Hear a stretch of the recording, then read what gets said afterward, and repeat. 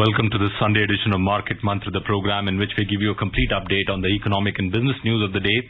And today we'll also be taking calls from you on mutual fund and related issues.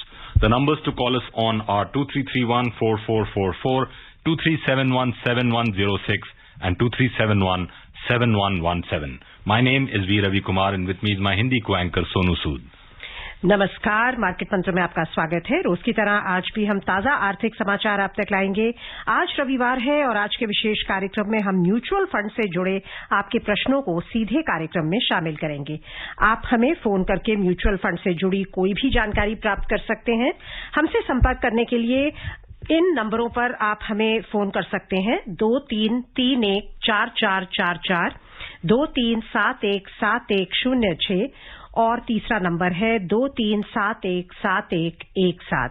Delhi से बाहर के श्रोता इन नंबरों से पहले एसटीडी कोड 011 भी डायल करें। आपके प्रश्नों के उत्तर देने के लिए आज के कार्यक्रम में आमंत्रित हैं म्यूचुअल फंड विशेषज्ञ धीरेन्द्र कुमार। धीरेन्द्र जी नमस्कार, मार्केट मंत्र में आपका स्वागत है। धन्यवाद आपका। और अब हेडलाइंस के साथ हैं V Ravi Kumar. Foreign investors pump over 1,500 crore rupees into the Indian capital markets in the first 2 days of this month. And government says overall exports will cross $750 billion this year. इस महीने के पहले 2 दिनों में विदेशी पोर्टफोलियो निवेशकों एफपीआई ने भारतीय पूंजी बाजारों में 1500 करोड़ रुपए से अधिक की राशि का निवेश किया। और सरकार ने कहा है कि इस वर्ष देश का कुल निर्यात 750 अरब अमेरिकी डॉलर को पार कर जाएगा।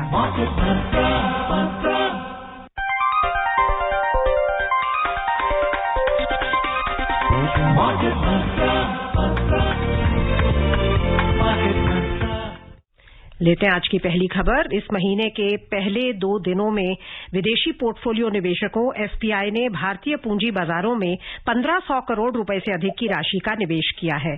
डिपॉजिटरीज के आंकड़ों के अनुसार पिछले 2 महीनों में भी विदेशी निवेशकों ने भारतीय बाजारों में शुद्ध खरीदारी की।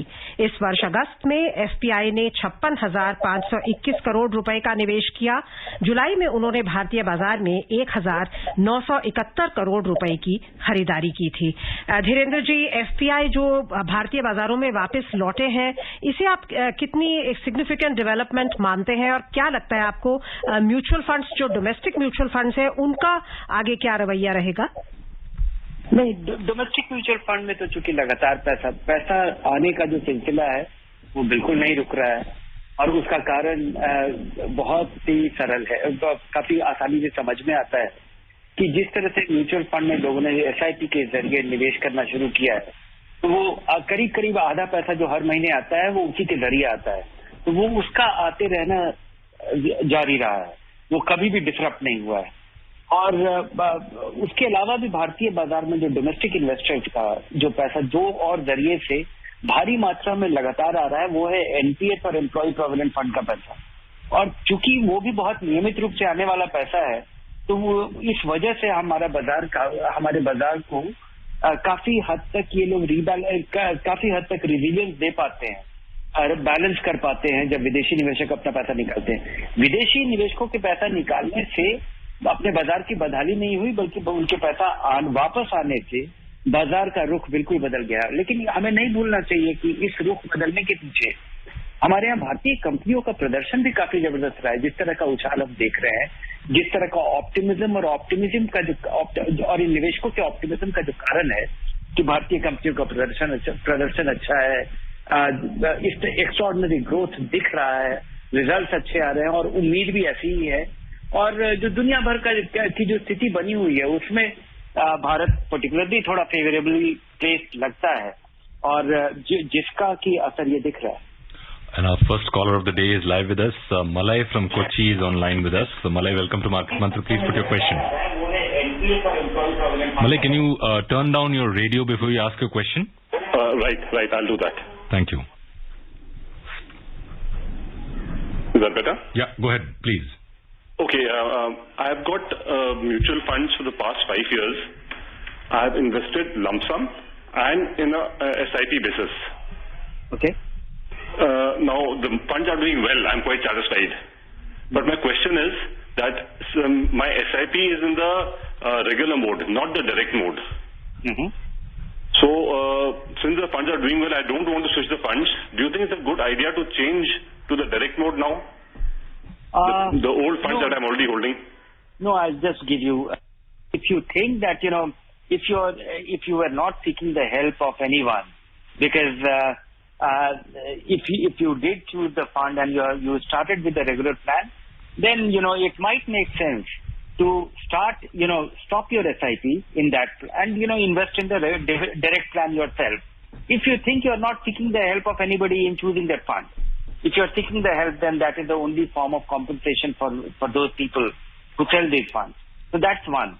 And while you are moving your money from the regular plan to direct plan at any future date, yes, investing in direct is beneficial. Your overall return difference might look like 0.5% to 1%. But in a long period of time, 15 to 20%, it could be a very significant difference. All your accumulation could be something like 20% more or 15 to 30% more, depending on how your investments are doing, because this is a recurring extra charge that is going on. And if it is not worthwhile, if it is not justified, because if you're not seeking help, it doesn't make sense. So your incremental investment should start going in the direct plan, while moving your money, which is lying in the regular plan, or all your accumulation so far, you should be conscious of two things. One is the short-term capital gains tax and the exit load which is levied by most funds. So maybe 1 year wait and you will be ready to move all your money. Also one more thing, that when you are moving your money from regular plan to direct plan, it is considered as a redemption and a new investment. That is why you will be liable for the capital gains tax. But many investors ask me that when you take that money out, you will be getting a lump sum. Should you start doing your SIP again? No. The whole idea of doing your SIP is to eliminate the possibility of catching a market high.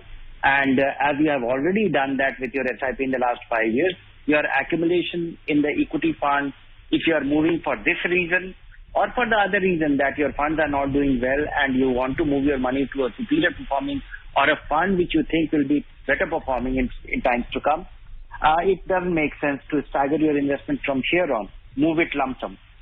Dhirendra, one more thing, if Malai does decide to move into direct funds, what would you recommend for him? MFU Online or MF Central or any other platform would be your recommendation?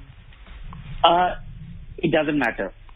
In fact, any platform which is enabling directed plan, because today the transaction has been almost commoditized. Not only that, the mutual fund information, in fact, if you are doing through any commercial platform like Grow or Paytm Money or ET Money, or you are doing through MFU, or you are doing through a mutual fund company's own website, it doesn't matter because everything gets aggregated on MF Central. If you want your information at one place, if you want to execute your transactions at one place, if you want to redeem your investment at one place, or if you want a consolidated account statement or the capital gains statement for any transaction that has happened, you can take it from any source. Because we should understand that, mutual funds, once you invest, all your information, everything, the two registrars are responsible, and everything else is a virtual front end for that. आइए अब कोची से चलते हैं चेन्नई, जहां से शंकर रमन है हमारे अगले कॉलर. बहुत बहुत स्वागत. सवाल पूछिए. Good evening, Mr. Dhirendra and team. Thanks for the wonderful support to the extended to all the listeners. Yeah, go ahead. I have two questions. Yes. I have two questions. Ji. One is that in the recent past, the IT stocks are all falling and IT funds are also falling. So what are your views on the immediate short-term as well as long-term for the IT fund? That is number one question. Number two is related to maturity withdrawal of the ULIP fund after 5 years. Is it taxable, the entire amount? What is your advice, sir? Kindly, thank you, sir. Technology funds or the technology sector, or particularly the Indian domestic technology sector, is the technology services sector. We have seen that it has been a high growth, well-performing, and a sector with a decent margin, and has only steadily grown over the last 20-25 years.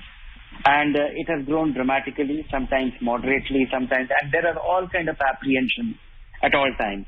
And the normal push and pulls of any sector, or on a day-to-day basis, or on a month-to-month, or on a near future basis, the outlook sometimes looks not so optimistic or not so or investors may not be optimistic, but still I feel that it is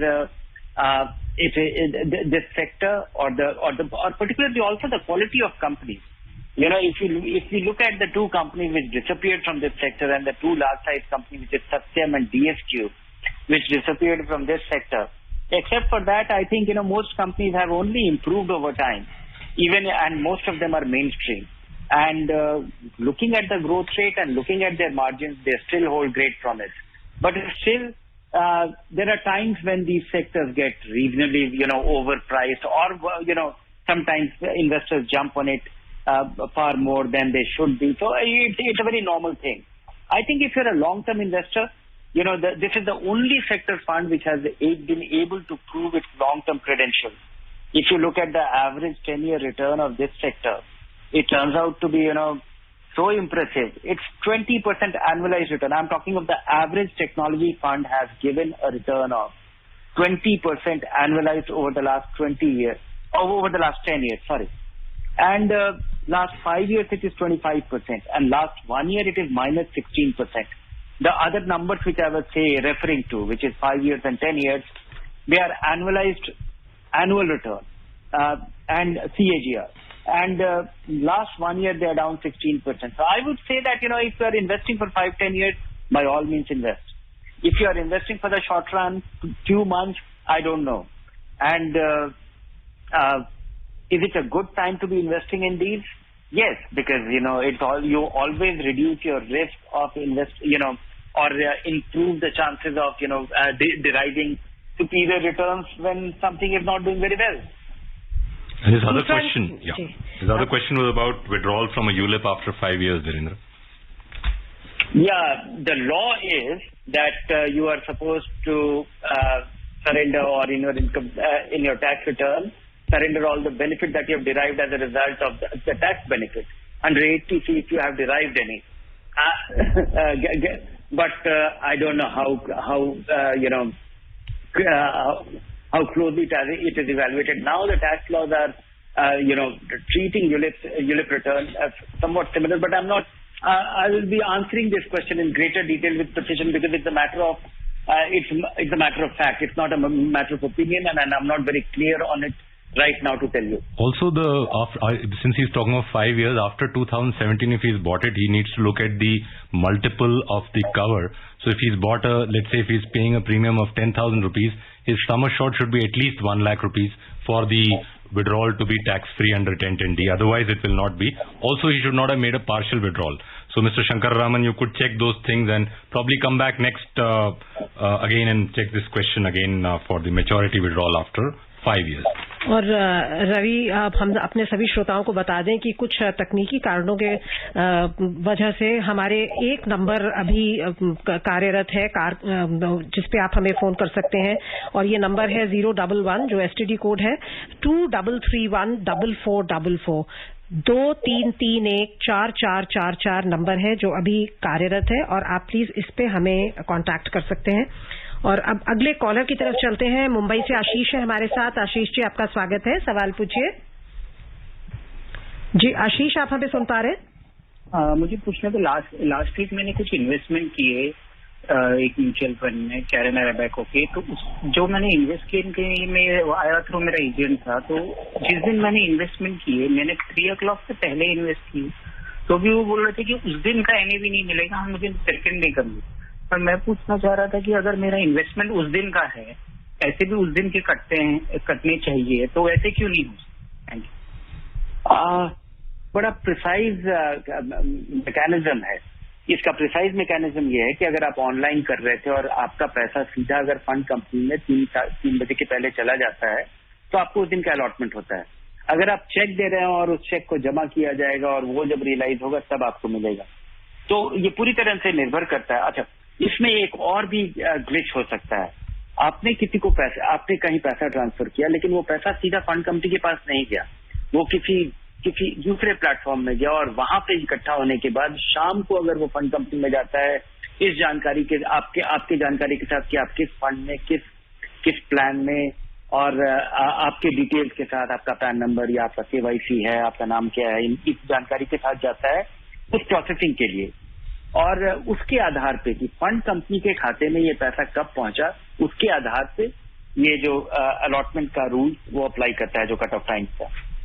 Let's reiterate once more that the number on which to call us today are 011-2331-4444 and Abhishek from Kolkata has just joined us. Abhishek, welcome to Market Mantra. Please put your question.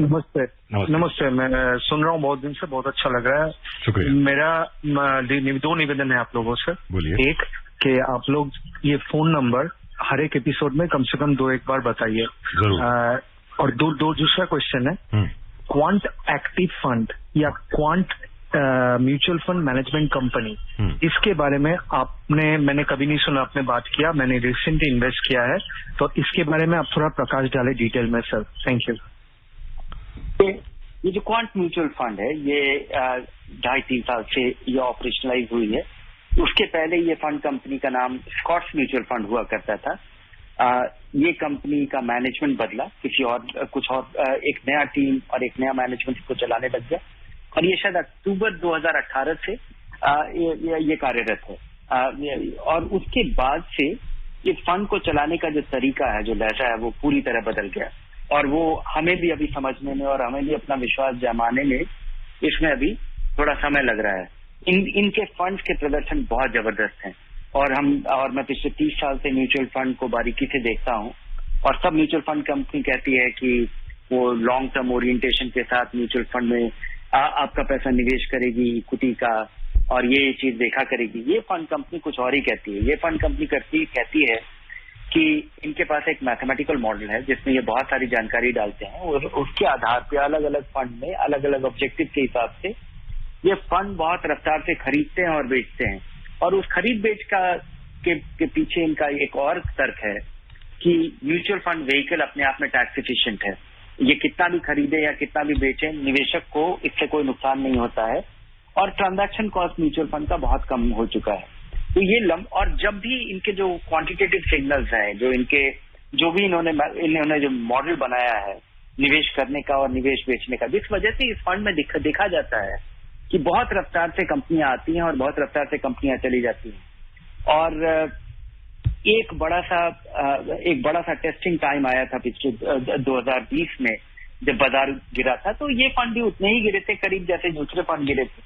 तो यहाँ पर इनका प्रदर्शन अभी तक बहुत ही जबरदस्त रहा है, काफी हैरान कर देने वाला भी रहा है। इनका स्ट्रैटेजी भी काफी बिल्कुल नया है, ऐसा कोई और फंड कंपनी, दूसरी फंड कंपनी ऐसा नहीं करती है। और एक्टिव फंड जिसमें कि फंड मैनेजर कई तरह के कॉल देता है। एक तो इनके हर एक फंड में ये कॉल दिया जाता है, एक बहुत सारे क्राइटेरिया के आधार पे, एक मॉडल के आधार पे, एक तो खरीदा बेचा रफ्तार से जाता है। लेकिन एक्टिव फंड में डेट में कितना रखना है और इक्विटी में कितना रखना है, ये भी कॉल बहुत रेडिकली बदला जाता है।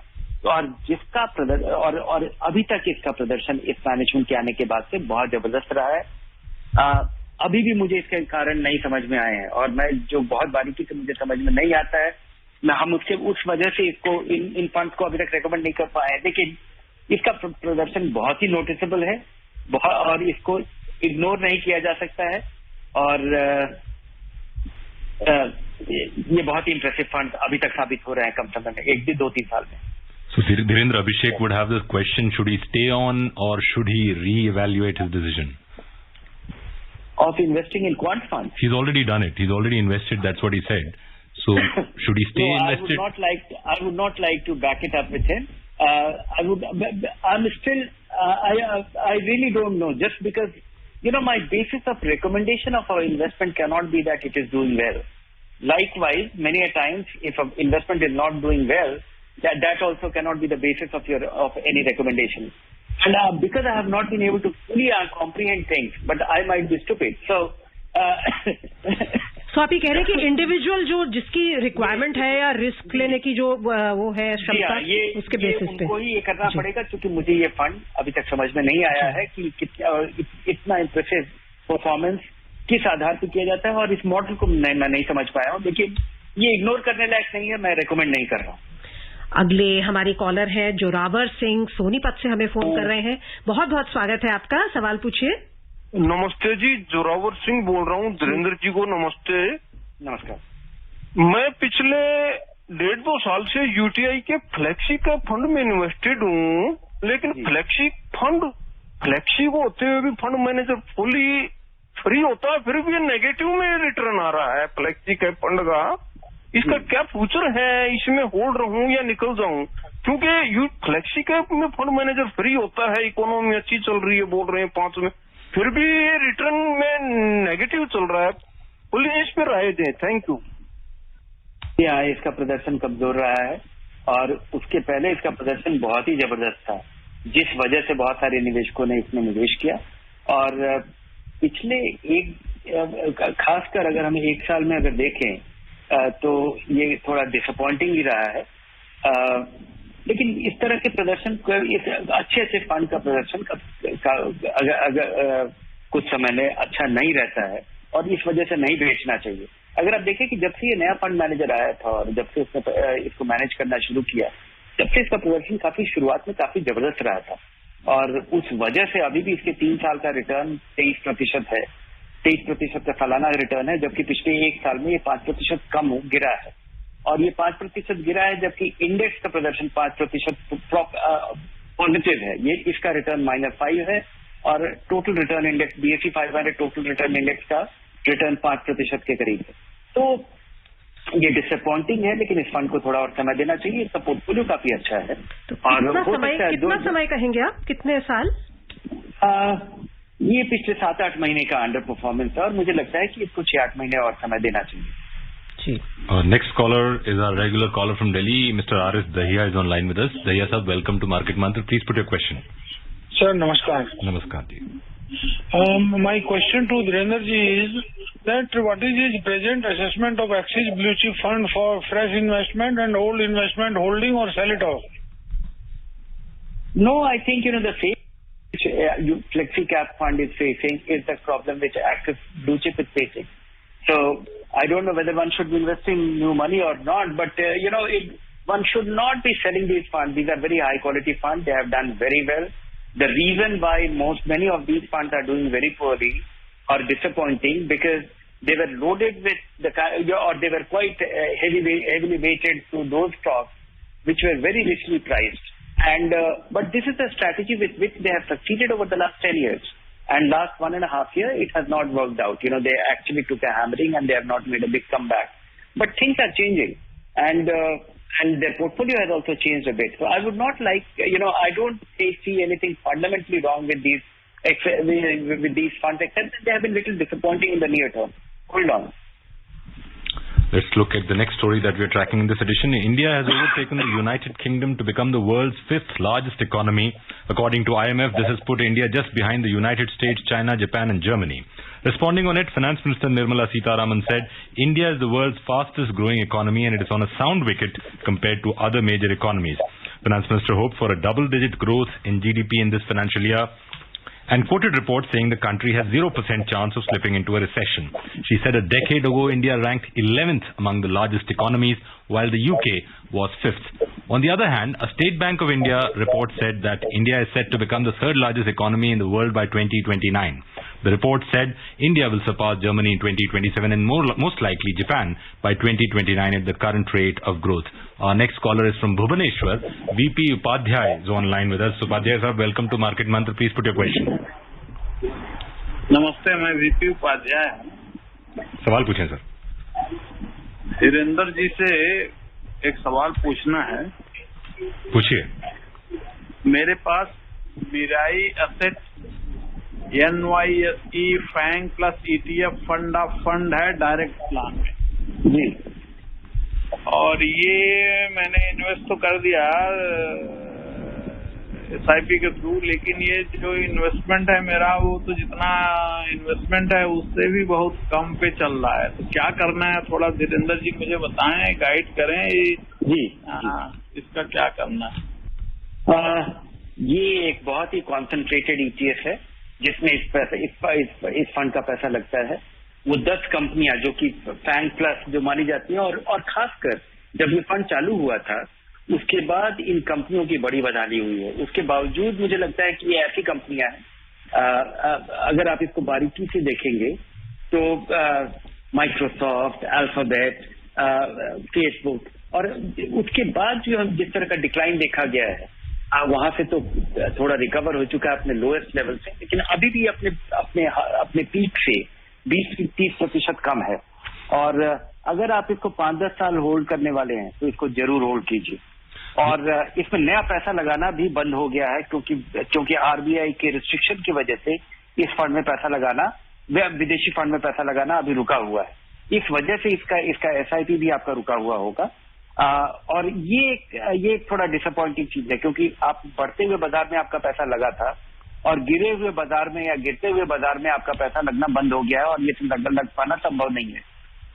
तो अभी आपके पास केवल चारा ये है कि अगर आप कम समय है आपके पास तो आपको अपना पैसा निकाल लेना चाहिए, क्योंकि मुझे यहाँ पे नियर टर्म में शायद भले ही कुछ नहीं हो लेकिन 5-10 साल में लोगों को निराशा नहीं होगी। और ये काफी निचला स्तर है और जब भी इसमें लगाना संभव हो तो उस निवेश को जरूर जारी करें निचले स्तर पे। ये जो 8 कंपनियों जैसे कि फैन प्लस बना हुआ है, ये इनमें मुझे लगता है कि लोग बड़े आशंकित हैं और लेकिन पिछले 5-7 साल में पहली बार इनमें इस तरह का गिरावट देखा गया है और इन कंपनियों की ऐसी कोई बदहाली नहीं हुई है।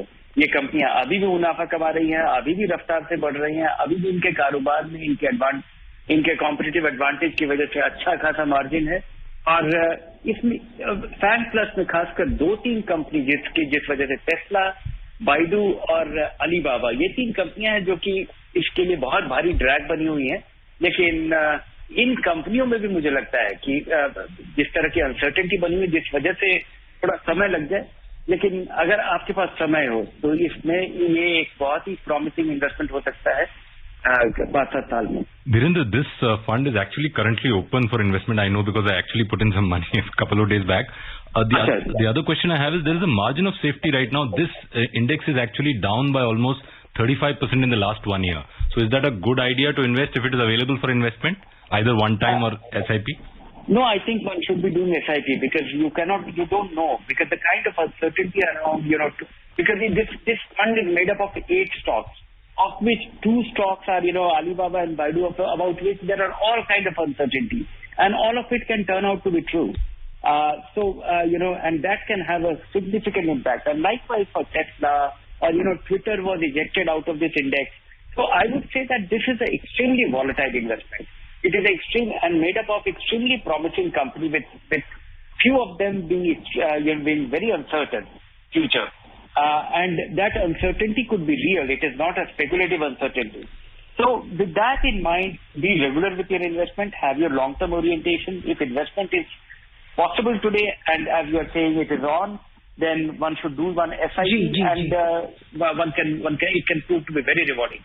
और एक और खबर, सरकार ने कहा है कि इस वर्ष देश का कुल निर्यात 750 अरब अमरीकी डॉलर को पार कर जाएगा। पिछले वर्ष ये 676 अरब अमरीकी डॉलर था। वाणिज्य सचिव BVR सुब्रमण्यम ने नई दिल्ली में संवाददाताओं को बताया कि इस साल निर्यात 450 अरब अमरीकी डॉलर तक पहुंचने की उम्मीद है, जबकि सेवा क्षेत्र में निर्यात 300 अरब डॉलर तक पहुंच जाएगा। समय समाप्त हो गया है, सो हमें कार्यक्रम को भी यहीं विराम देना होगा। बहुत बहुत धन्यवाद आपका धीरेन्द्र जी शामिल होने के लिए और हमारे सभी श्रोताओं के प्रश्नों का उत्तर देने के लिए। धन्यवाद। Thank you, Dhirendra, for joining us live and answering our listeners' queries, and thank you to all the listeners who called in today's edition. Before we close this edition, let's look at the headlines once again. Foreign investors pump over 1,500 crore rupees into the Indian capital markets in the first 2 days of this month, and government says overall exports will cross $750 billion this year. That's all that we have in this edition of Market Mantra. Namaskar.